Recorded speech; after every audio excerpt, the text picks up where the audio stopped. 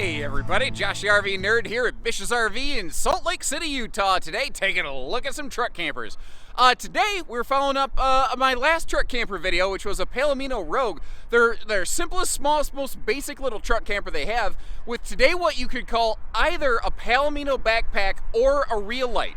If you look at their website, it looks like they make two different series, but they are actually the exact same thing. It's not very obvious, but Forest River as a whole, and Palomino's a Forest River subsidiary, they do a lot of that clone stuff. So if you're more familiar with our towables, like a Salem and a Wildwood are the same thing, a Rockwood and a Flagstaff are the same thing, a backpack and a real light are the exact same thing.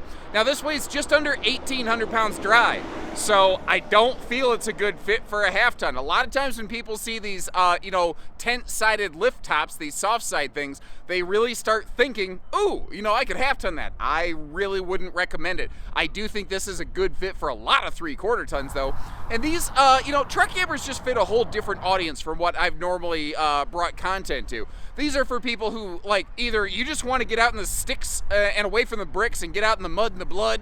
You want to haul a horse trailer behind it or something like that. Or an enclosed trailer or a little boat. You want to have a little, outdoorsy kind of weekend or something like that. Or, frankly, some people just don't want something that's too awful large. That's where these things kind of come in. Now, what we're looking at today, there's some optional stuff on it, like the Badlands package, which adds like the roof, cargo rack, a 100-watt solar panel package, and thankfully, on this one, unlike the Rogue that we saw, they didn't cover the solar panel with the roof rack. Makes sense, right? Now it's raining. I'm gonna go get an umbrella.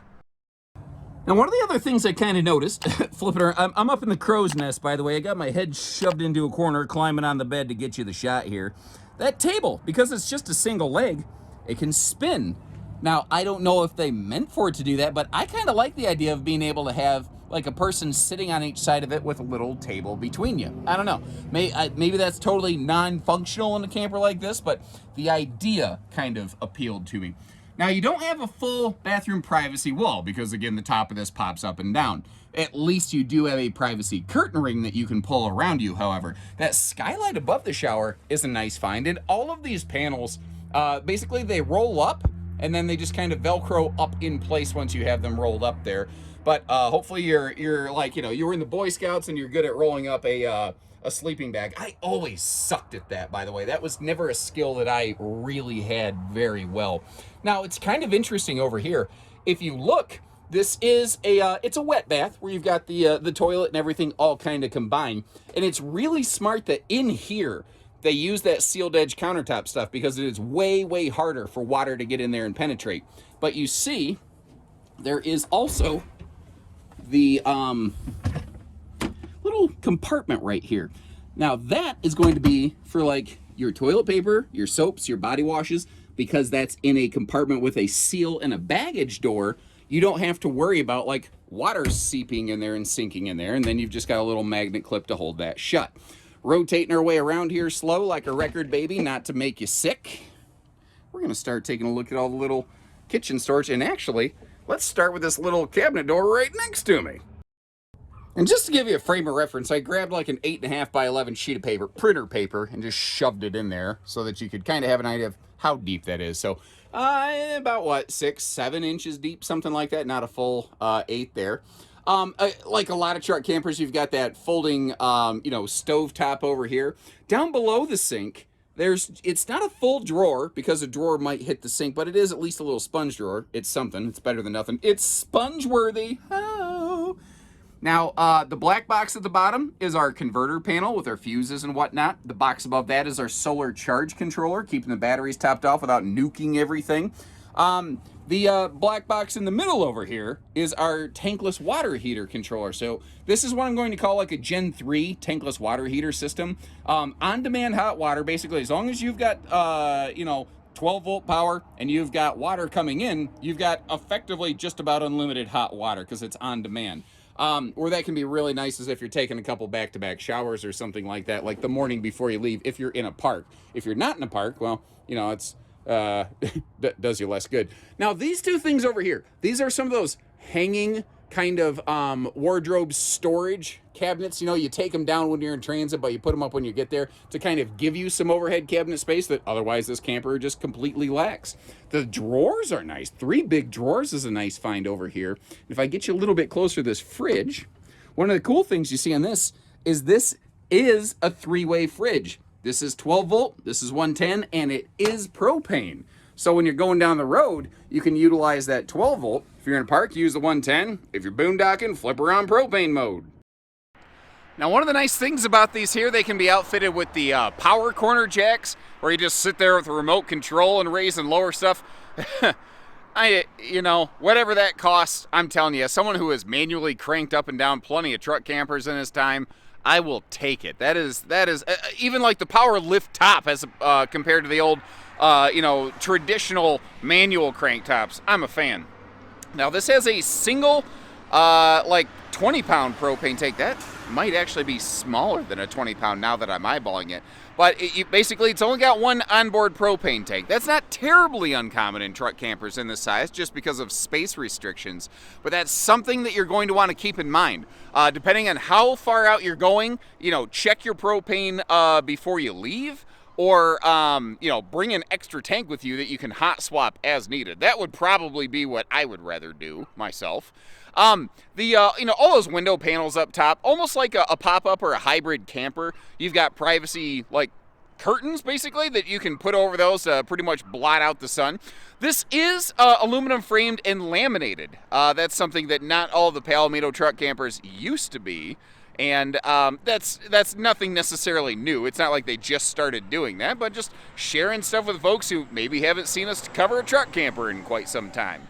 Where you've got that little kind of overhang in the back. On the other side, on the passenger side, that would be your black tank hookup. Over here, this is just a handy little generic cargo space, you know. I like that they didn't waste any of the little space there. It's funny because it's a magnet holdback and a nice slam latch, and it's amazing how many big fancy like travel trailers and fifth wheels still don't always nail that. Something I thought was actually really cool on these, tankless water heater, and frankly I think it's a really good idea because they tend to be a little bit lighter weight, and especially something like this where you're fighting against a vehicle's payload capacity, which you'll exhaust payload way before you exhaust tow rating typically. I think that's a smart decision. My 2 cents, I'm actually, I'm becoming a big fan of tankless water heaters now that they're working better. The Generation 1 ones kind of sucked. We're in kind of like a Generation 3.5 tankless water heater sort of revolution right now.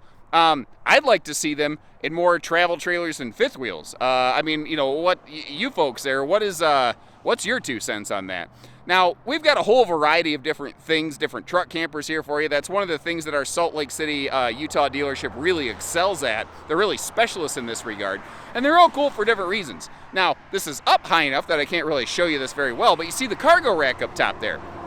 If you're, you know, wanting to throw some kayaks or bikes or just extra cargo space or anything up there, you know, Aunt Edna storage from National Lampoon's Vacation, you can do that. And again, what I think is really smart is directly above the front bed on this one is where the solar panel is located. They didn't bury it under the cargo rack where it stands a chance of being shaded and really minimizing its effectiveness. Now, truck campers, they're a thing that's always weirdly kind of interested me, because if you look at what you're paying for what you're getting, and then you compare that to a travel trailer, you can get way more out of a travel trailer for the same budget. But truck campers allow you to do things a travel trailer never could. Like, I've got an uncle that lives up in the Appalachians around Pigeon Forge, and he went up a mountain the wrong way once, and he had a truck camper, and he had to go backing down about a mile. Well, if he had a trailer behind him, I'm not saying he couldn't do it, but it wouldn't have been fun, you know? There's no screen door on this, but it does mean that you can more easily utilize and manipulate the full privacy shade that's on the door. And in case you're curious, the little light in the back here kept flipping on and off. It's actually got a little motion sensor on it, which now that I've seen it, I'm really wondering why more outside lighting on RVs doesn't have something like that. I would personally be a big fan. And those little motion sensors, they cost a little bit of nothing. Our main deck flooring is carpetless. There's a couple spots, like there's still a little bit of carpet on the shelf below the dining area. That's one of the things that You know, the one place you really don't want carpet, a lot of campers still have it. And it's kind of funny, compared to that little Rogue series, I mean, this is longer, it opens up taller, it's just like a night and day difference. And this is a pretty straightforward, say, infantry level kind of truck camper, but compared to the little Rogue series, which is, you know, effectively a bed in a box with a little mini kitchenette, it feels like a Taj Mahal in here. I am a fan of the lighter woodwork that we have around this thing. I like that stainless sink too. It's nice and deep. Square sinks are usually a little more functional in my regard.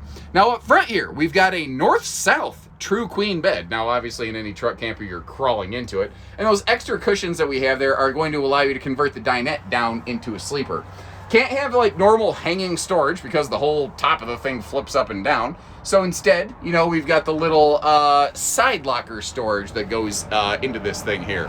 Now, the above the bed, you've got one of those big, like high-speed exhaust fans. And actually, is that a push and a pull, or is that exhaust only? Okay, that is exhaust only. I just wanted to double check on that, because sometimes having push and pull airflow is really kind of nice. And if I'm not mistaken, I do believe that this vent up here is pre-wired for an air conditioner, or at least it could be optionally. Well, maybe the weather's not cooperating, but you know what? At least it ain't a blizzard. I'll take it. I can grab an umbrella and I can make do. When you're ready to go camping, whether it's this one or something else, you give us a call. You know, hitching, pieces, parts, financing, we do it all, folks. So when you're ready, we're ready. Until then, take care, stay safe, have fun, and stay dry, everyone.